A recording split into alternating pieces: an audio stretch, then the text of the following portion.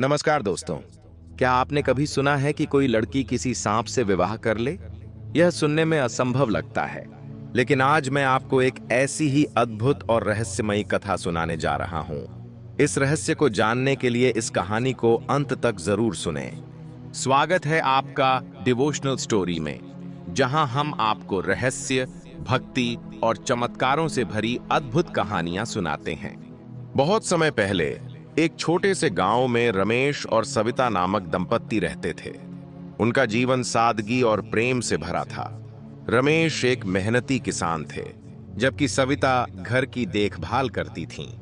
उनका घर मिट्टी की दीवारों और खपरेल की छत वाला था, जिसमें एक छोटा सा आंगन और तुलसी का चौरा था। उनकी एक ही संतान थी, प्रिया, जो सुंदर, चंचल और संस्कारी थी। प्रिया का जन्म एक शुभ दिन हुआ था और उसके आगमन से घर में खुशियों की लहर दौड़ गई थी। वह बचपन से ही अपने माता पिता की लाडली थी और उनसे जीवन के मूल्यवान पाठ सीखती रही।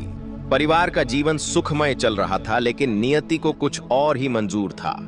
एक वर्ष गांव में एक भयंकर महामारी फैली, जिसने कई लोगों की जान ले ली। दुर्भाग्यवश रमेश और सविता भी इस महामारी का शिकार हो गए और प्रिया को अकेला छोड़ गए। अपने माता पिता के निधन के बाद प्रिया ने हिम्मत नहीं हारी और आत्मनिर्भर बनने का निर्णय लिया। वह खेतीबाड़ी में मजदूरी करके अपना जीवन यापन करने लगी। उसकी मेहनत, ईमानदारी और सादगी ने उसे गांव वालों का प्रिय बना दिया। प्रिया की गहरी धार्मिक आस्था थी। वह हर सुबह गांव के बाहर स्थित एक प्राचीन शिव मंदिर में पूजा करने जाती थी। यह मंदिर एक छोटे से पहाड़ पर स्थित था, जहां एक पुराना शिवलिंग स्थापित था, जिसे लोग बहुत श्रद्धा से पूजते थे। प्रिया ने इस मंदिर को अपना दूसरा घर मान लिया था, जहां वह भगवान शिव से आशीर्वाद प्राप्त करती और अपने जीवन के कठिन समय में शांति की तलाश करती थी। एक दिन सोमवार के शुभ अवसर पर प्रिया अपने साथ एक लोटा दूध लेकर शिवलिंग पर अर्पित करने के लिए मंदिर गई। जब वह मंदिर पहुंची तो उसने देखा कि वहां कोई नहीं था, और यह देखकर उसे थोड़ी घबराहट महसूस हुई, लेकिन उसने इसे नजरअंदाज किया और अपनी पूजा में मन लगाया। जैसे ही वह शिवलिंग पर दूध चढ़ाने के लिए झुकी, अचानक एक सांप तेजी से शिवलिंग के पास आया और उस पर लिपट गया। प्रिया घबरा गई, लेकिन उसने हिम्मत नहीं हारी। उसने धीरे से दूध का लौटा शिवलिंग के पास रखा और पीछे हट गई। सांप ने दूध पिया और फिर धीरे धीरे शिवलिंग से उतरकर चला गया। प्रिया हैरान और भयभीत थी, लेकिन उसने भगवान शिव के सामने हाथ जोड़कर प्रार्थना की और मंदिर से बाहर निकल गई। हर सोमवार प्रिया शिवलिंग पर दूध अर्पित करने मंदिर जाती थी, जहां एक सांप आकर दूध पीता था। एक सोमवार खेत में काम की व्यस्तता के कारण प्रिया मंदिर नहीं जा पाई। उस दिन खेत में काम करते समय एक सांप उसके सामने आ गया, लेकिन बिना कोई नुकसान पहुंचाए चला गया। शाम को घर लौटते समय एक और सांप ने उसका रास्ता काटा।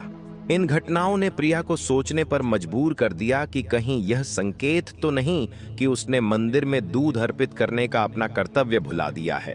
तुरंत प्रिया घर गई, दूध लिया और मंदिर पहुंची। वहां उसने देखा कि वही सांप शिवलिंग के पास लिपटा हुआ था। प्रिया ने राहत की सांस ली और सांप को दूध अर्पित किया, जो उसने पी लिया और फिर चला गया। रात में प्रिया के मन में सवाल उठा, क्या यह सांप उसे उसके कर्तव्यों की याद दिलाने के लिए आ रहा है, या इसका कोई और रहस्य है? हर सोमवार प्रिया शिवलिंग पर दूध अर्पित करने मंदिर जाती थी, जहां एक सांप आकर दूध पीता था।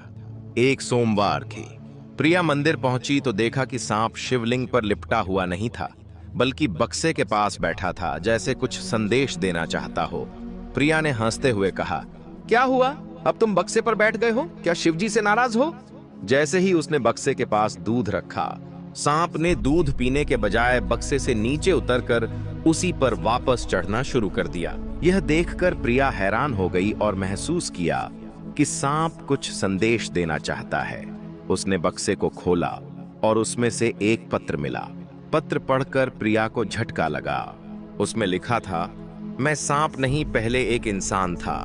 मेरी गलती के कारण मुझे यह रूप मिला।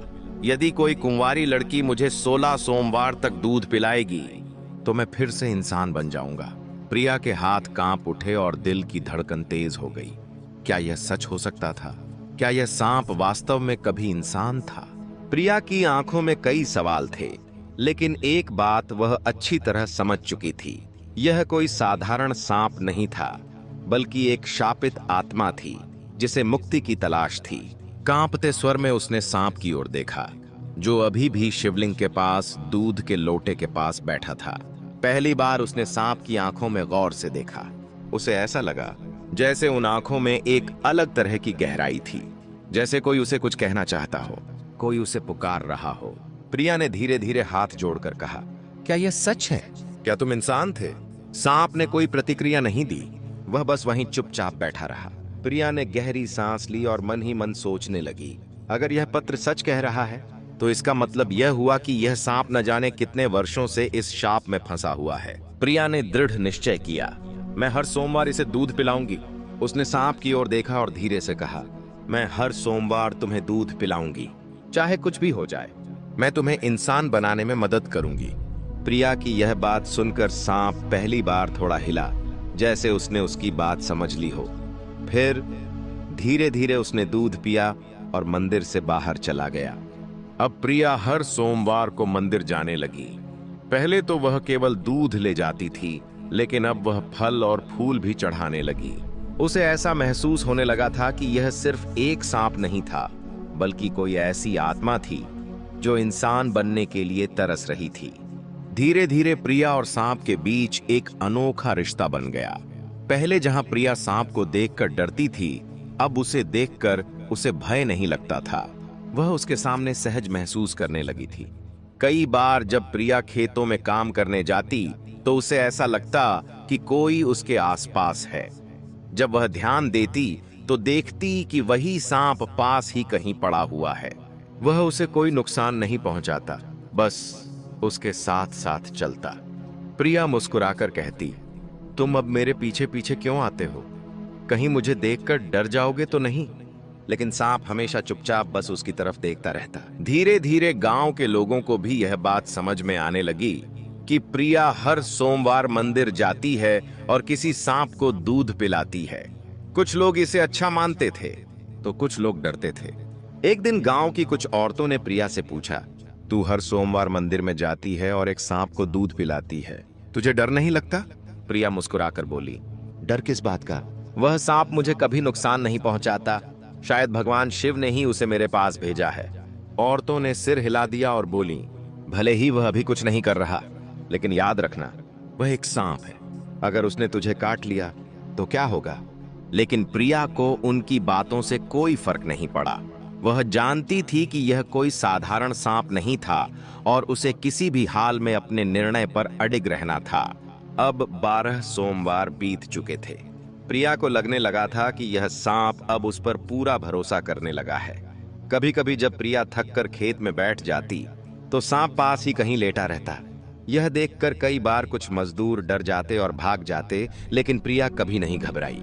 वह अब खुद को सांप के और करीब महसूस करने लगी थी। उसे लगने लगा था कि यह सांप उसका सच्चा साथी बन गया है। वह अब उसे सिर्फ एक श्रापित प्राणी के रूप में नहीं देखती थी, बल्कि उसकी तकलीफ को महसूस करने लगी थी। एक रात प्रिया अपने घर के बाहर बैठी थी। वह आकाश की ओर देख रही थी। चांदनी रात थी, ठंडी हवा बह रही थी, लेकिन उसके मन में कई सवाल थे। आखिर उसने कौन सी गलती की थी? कौन था वह इंसान? क्या वह सच में बदल सकता है? और अगर बदल भी गया तो क्या फिर कभी मुझसे मिलेगा? वह यही सोच रही थी कि तभी उसे अपने पैरों के पास कुछ महसूस हुआ। उसने नीचे देखा। वही सांप धीरे धीरे उसके पास आकर बैठ गया था। प्रिया ने गहरी सांस ली और हल्की हंसी के साथ कहा, तुम्हें भी अब मेरी आदत पड़ गई है ना? सांप बस शांत बैठा रहा। अब सिर्फ 4 सोमवार बचे थे। प्रिया हर सोमवार और भी ज्यादा श्रद्धा के साथ मंदिर जाने लगी। अब वह दिन नजदीक आ रहा था जब 16 सोमवार पूरे हो जाएंगे। प्रिया के मन में एक अजीब सी बेचैनी थी। क्या सच में यह श्राप टूट जाएगा? अगर यह सच में इंसान बन गया तो क्या यह मुझे पहचान पाएगा? क्या वह मुझसे दूर चला जाएगा? इन सवालों ने उसके मन को घेर लिया था, लेकिन उसने खुद को संभाला और निश्चय किया कि जो भी होगा वह इस सांप को इंसान बनाने के अपने वचन को पूरा करेगी। आखिरी सोमवार। प्रिया पूरी तरह तैयार थी। इस बार वह सिर्फ दूध ही नहीं बल्कि कुछ फल और पुष्प भी ले गई। उसकी धड़कनें तेज थीं। मंदिर का वातावरण शांत था, लेकिन उसके भीतर एक अजीब सी बेचैनी थी। आज आखिरी सोमवार था, जिस दिन वह इस श्रापित आत्मा को मुक्ति दिलाने वाली थी। क्या सच में कोई चमत्कार होगा? क्या यह सांप इंसान बन पाएगा, या यह सब बस एक भ्रम था? शिवलिंग पर लिपटा सांप वैसे ही स्थिर पड़ा था जैसे हर सोमवार को होता था। प्रिया ने कांपते हाथों से दूध का कटोरा उसके सामने रखा और धीरे से कहा, आज आखिरी सोमवार है। अगर पत्र में लिखी बातें सच हैं, तो आज तुम्हें अपने असली रूप में लौट आना चाहिए। सांप धीरे धीरे दूध पीने लगा। प्रिया की आंखें अपलक उसे निहार रही थीं। मंदिर की घड़ियाल बज रही थी। वातावरण में एक अद्भुत ऊर्जा थी। तभी अचानक मंदिर के दीपक की लौ तेज हो गई, जैसे कोई शक्ति वहां उपस्थित हो। हवा का झोंका मंदिर के अंदर गूंज उठा और प्रिया को महसूस हुआ कि कुछ अलौकिक घटित होने वाला है। जैसे ही सांप ने दूध खत्म किया, उसके शरीर में हलचल होने लगी। उसकी आंखों में एक अलग तरह की चमक छलकने लगी थी। मंदिर में मौजूद कुछ अन्य श्रद्धालु यह दृश्य देखकर भयभीत हो गए और धीरे धीरे बाहर जाने लगे। अचानक सांप के शरीर से हल्की रोशनी निकलने लगी। उसका शरीर कंपन करने लगा और उसके चारों ओर एक दिव्य आभा फैल गई। प्रिया स्तब्ध थी। यह कोई सामान्य घटना नहीं थी। सांप धीरे धीरे मंदिर के फर्श पर लेटने लगा और उसका शरीर एक उज्जवल प्रकाश में बदलने लगा। प्रिया अपनी जगह स्थिर खड़ी रह गई। उसकी आंखों के सामने अलौकिक दृश्य घटित हो रहा था। कुछ ही क्षणों में सांप पूरी तरह प्रकाश में समा गया और वहां एक युवक प्रकट हुआ। उसकी उम्र लगभग 25 से 26 वर्ष रही होगी। लंबा, तेजस्वी और गंभीर व्यक्तित्व। उसकी आंखों में शांति और दर्द का मिश्रण था, मानो कई वर्षों की यातना सहने के बाद वह अब स्वतंत्र हुआ हो। प्रिया को अपनी आंखों पर विश्वास नहीं हो रहा था। उसके सामने जो खड़ा था वह वही श्रापित आत्मा थी जिसे वह इतने महीनों से दूध पिला रही थी। युवक ने धीमी आवाज में कहा, प्रिया, तुम्हारा धन्यवाद। अगर तुम ना होती तो मैं कभी अपने असली रूप में वापस नहीं आ पाता। प्रिया की आंखों में आश्चर्य और जिज्ञासा थी। उसने धीरे से पूछा, तुम कौन हो? तुम्हें यह श्राप क्यों मिला था? युवक ने गहरी सांस ली और बोला, सदियों पहले मैं एक राजकुमार था, लेकिन अहंकार और क्रोध के कारण मैंने एक महान साधु का अपमान किया था। उन्होंने मुझे श्राप दे दिया कि मैं एक नाग के रूप में जन्म लूं। जब तक कोई सच्चे मन से मुझे 16 सोमवार तक दूध नहीं पिलाएगा, तब तक मैं इस योनि में ही फंसा रहूंगा। तुमने न केवल मुझे मुक्त किया, बल्कि मेरी आत्मा को भी शुद्ध कर दिया। प्रिया अवाक थी।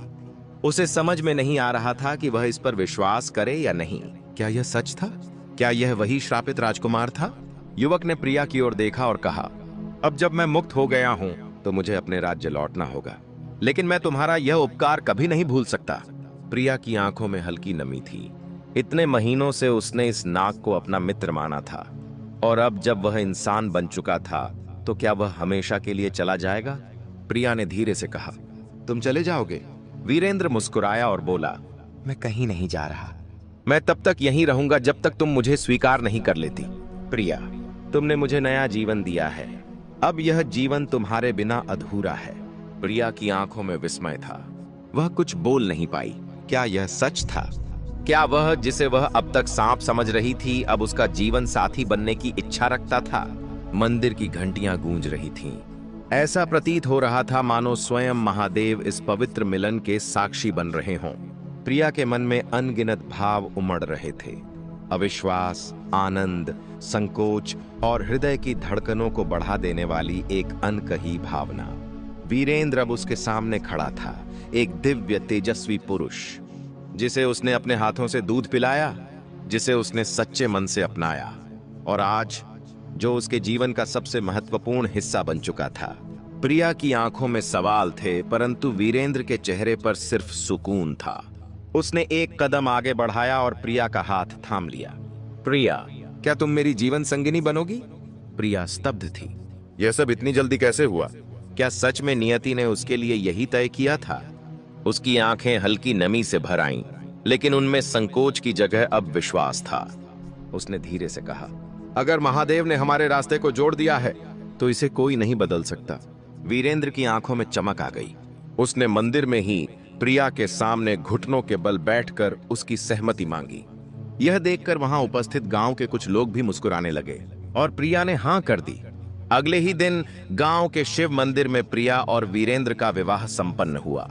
शिवलिंग के समक्ष अग्नि को साक्षी मानकर दोनों ने 7 फेरे लिए। गांव वालों ने इस अलौकिक प्रेम गाथा को स्वीकार किया और इस पवित्र मिलन के गवाह बने। विवाह के पश्चात वीरेंद्र ने प्रिया से कहा, अब समय आ गया है कि हम इस गांव को छोड़कर एक नई जगह चलें, जहां कोई हमें हमारे अतीत से न पहचाने। प्रिया को वीरेंद्र पर पूरा विश्वास था। उसने हामी भर दी और दोनों एक नए जीवन की ओर बढ़ गए। वर्षों बाद अब वीरेंद्र और प्रिया एक खुशहाल दंपति थे। उनके पास एक सुंदर घर था, जहां भक्ति, प्रेम और वफादारी का वास था।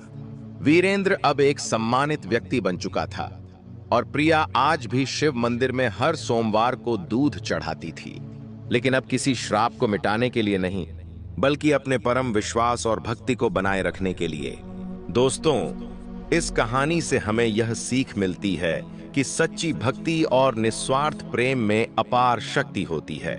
जब हम सच्चे दिल से किसी की मदद करते हैं और अपने कर्तव्यों को निभाते हैं, तो ईश्वर भी हमारी राह आसान कर देते हैं। विश्वास, वफादारी और सच्चाई ही जीवन की सबसे बड़ी पूंजी होती है, जो किसी भी मुश्किल को पार कर सकती है। दोस्तों, मुझे उम्मीद है कि यह कहानी आपको जरूर पसंद आई होगी। अगर यह कहानी अच्छी लगी हो तो वीडियो को लाइक करें और कमेंट में नमः शिवाय जरूर लिखें। हम फिर मिलेंगे एक नई प्रेरणादायक कहानी के साथ। तब तक के लिए अपना ध्यान रखें। जय माता दी।